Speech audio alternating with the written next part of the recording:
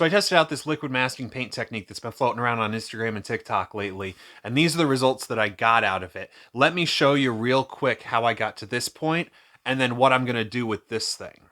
Now, the overall process of this really is simple enough that you can get the broad strokes from watching a couple of these Instagram reels or these TikToks about the process. We're going to do some really bright color as a base coat. Here I've got just some random stripes of yellow and green to try to give myself a little bit of a fade throughout the thing. And then you're going to go through and you're going to cover it with some sort of liquid masking agent. People tend to use dish soap, and I've heard many recommendations that Dawn is the best dish soap to use. So I just went ahead and started with the right stuff to begin with. It's cheap enough. After that, you're going to spray everything with your contrast color. In this case, and in most cases that I've seen, that's going to be black. So naturally, the exposed areas of whatever you're painting are going to turn black, and then the masked areas are going to show through with those bright colors. I'm trying to keep it kind of 80s, kind of retro, and kind of bright here by doing the black and neon green. I've seen all kinds of different versions of this with various kinds of pastels and different colors as the contrast color other than black. You can really go crazy with it, but I'm trying to keep it a little simple for this first experiment. Now you're going to let this black paint dry completely. I let it go for 2 hours. The paint can said that it was going to be dry to the touch in 20 minutes, and it was going to be fairly well cured after an hour. So I went 2 hours or 3 hours when I let this dry. And then comes the fun part, where you're going to spray everything down with a hose. You're going to wash off all of that dish soap, and then you're going to be left with basically your final product. You just want to let it dry thoroughly before you use it for anything. I dried this off with a towel, and then I let it sit in the sun for a couple more hours once I moved it to a dry spot before I did anything else. Now, you could go back through with some fine grit sandpaper and you could smooth out the lines that do show up here, because there is a little bit of texture where the masked areas merge into the non-masked areas. I wasn't worried about it because of what I'm using this guitar body for. Now, as for what I'm doing with this guitar, I do want to mention first that they were junk parts. Or maybe I should just say they were beyond my ability and my level of caring to try to get them to not be junk parts. The neck was part of a lot of wholesale parts. It came out of a factory. It's fretless. It has a few gouges and a few problems with it. I would be better off just buying a fresher, better neck. The body is made from reclaimed pine, and it's planed a little thinner than I would be comfortable making a pine body out of. And overall, this guitar was meant to be practice, so what I'm trying to do is make it into a piece of wall art. I can get so many kinds of use out of it. I got the practice of building the body, and I got the practice of learning from those mistakes. I got the practice of working on the repairs for the neck. I got the practice of trying a new technique out as far as painting guitars goes. I feel like that was a pretty good success that I'm going to build on in the future with real guitar projects. I'm going to utilize junk parts without putting them in the burn barrel or in the garbage, and I'm going to get something to either hang in my studio or possibly to sell from these potentially junk pieces. So instead of letting it go to waste, I'm getting a ton of practice, a ton of utility, and potentially a few dollars more in my pocket from making this build. So let's start by building a backing board to mount this guitar on, and then later on we'll build a frame around it.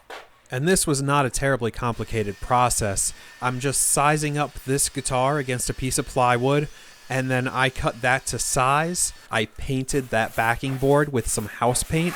I just used some high quality Behr paint, mostly because I had it lying around, but it really did do wonders for giving me good coverage right off the bat and giving me a good finished texture so that there was none of that wood grain showing through on my backing board. And then I got ready to give the guitar itself a little bit of a gloss finish with a little bit of canned polyurethane.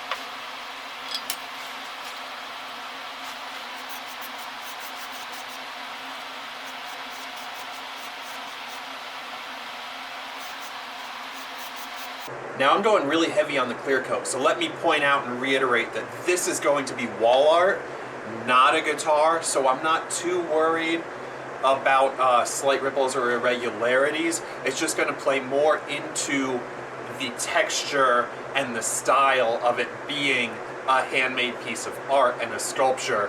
Whereas if I was building this as a guitar, I would be trying to get that really flat mirror finish, you know? So slightly different goals, slightly different applications. That being said, this thing looks even cooler with the clear coat on it. It really made the colors a lot richer. Now let's give you a couple quick glamour shots of what this paint job really looked like once I was done with it as it stood. Now again, I wasn't going for a really smooth mirror finish here, so you see the ripples and the deviations here. I wasn't worried about it, so I didn't do any work to avoid those. But this is all just spray paint, Dawn dish soap, and canned polyurethane. Let's get it framed. Once I determined placement of the guitar on the panel, attaching it to the backing board was not a complicated or elegant process.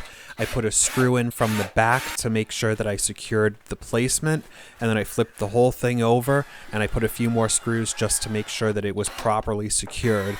I also put a thin block of wood between the headstock and the backing panel and put another screw through there as well to give it an extra attachment point near the top and make the whole thing significantly more rigid.